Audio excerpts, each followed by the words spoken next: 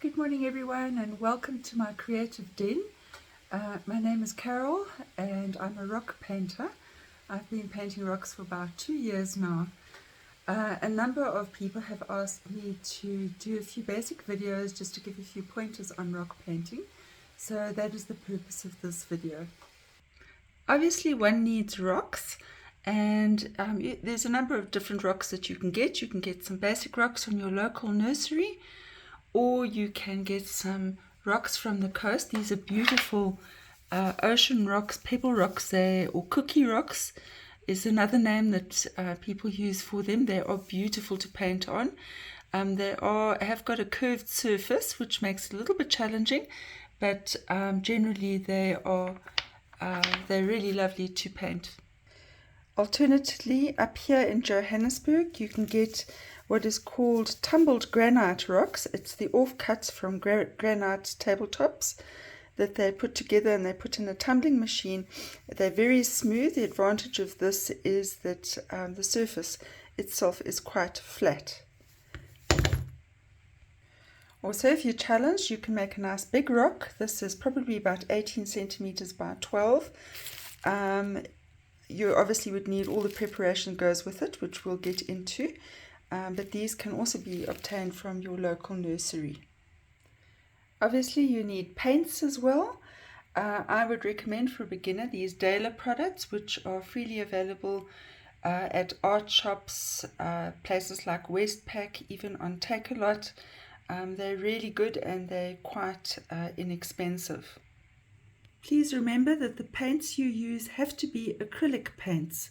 These will be suitable for all weather conditions once you have sealed them. So when you buy your paints, please be sure that they are acrylic. Rolf's make a very nice product as well. This is theirs, they call them Acrylo, and there are numerous other brands as well. You'll just have to experiment. This one is made by Atlas. This one is by Fired Earth. Montmartre make fantastic products in the acrylic range, and they also make various pens which you can use to paint your rocks. So you can get them in different packs of different colors, black and white, or any color of your choice. The other outlet that I use a lot of is the splush paints, which are from Craftages, the glitter factory in Witkoppen. They sell them in these wonderful little containers. If they dry out, you merely put a little spray of water in them, mix them up, and they last for quite a long time. When painting rocks, you have to use a base coat first. And for beginners, I always recommend either black or white. This Daler acrylic works wonderfully, and it comes out something like this. It's got a nice shine to it, but that is irrelevant before you paint your rocks.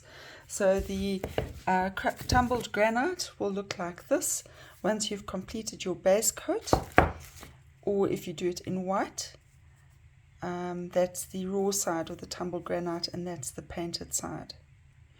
Obviously, if you're rock painting, you need a stash of beautiful brushes. But if you're a beginner, a thick brush and a thin brush would be more than adequate. I use some very fine brushes for the very fine detail. I also use some pens. Specifically, if I want to write something on the rock, I use these Posca pens, black and white. You can also get them in colors, but they're very expensive. At the moment, these cost about 60 Rand a pen. And the ones I use are 0.7 millimeters, the very fine ones, but they do make a thicker one if you would prefer to paint your rock totally fully. You get them in various larger thicknesses. Then for sealing up, finally, once your artwork is complete, these are the 3 products which I recommend at the moment, and I do favor the paint on made by Daler acrylic gloss medium glaze, and then if you prefer a spray on sealer, then this one is really nice. Make sure it's UV resistant, and this one is made by Rust-Oleum. Alternatively, I haven't tried this much, but I know it gives a very nice sheen, the Atlas Hard as Nails gloss in craft varnish. What I do is I just find a little container and I pop in the Daler gloss in there, and I use a paintbrush to seal up my rocks when the artwork is finally done.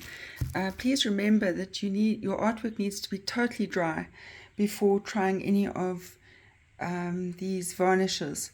Otherwise it's merely going to distort and spread, and you'll be very unhappy. So the idea in rock painting also is just simply to be patient. Ideas for rocks can be obtained in numerous places. Pinterest is a fantastic place to just scroll through, set up a little board for yourself, and save those items. I mean, this one, for example, is a very simple design. The little kitty is a very simple design. There are numerous ideas on Pinterest. These are just some of the rocks that I have painted over the last 18 months, and they now form part of my library and part of my inspiration. I always suggest to people that they, when painting rocks, paint at least 2, and then you have one to keep and one to hand out and hide out there or to give away. These are just a few more examples of some of the rocks I've painted. Obviously, if you're a beginner, just start simple. 1 or 2 lines is more than adequate. For example, look at this. This is so simple. It's just a white outline of the 2 dancers and some paint. I always tell people that this is my most favorite rock that was left for me on my pavement. It is just in its raw form with a simple thank you on it. So effective, so beautiful, and obviously I have sealed it up with the gloss. So I hope that was a little helpful with the painting products. Obviously, when you get into it, you'll work out what works for you, what brushes work for you, what paints work for you. Just make sure it's acrylic paint that is suitable for external use as well. So good luck and enjoy the process of rock painting. God bless you all. Bye now.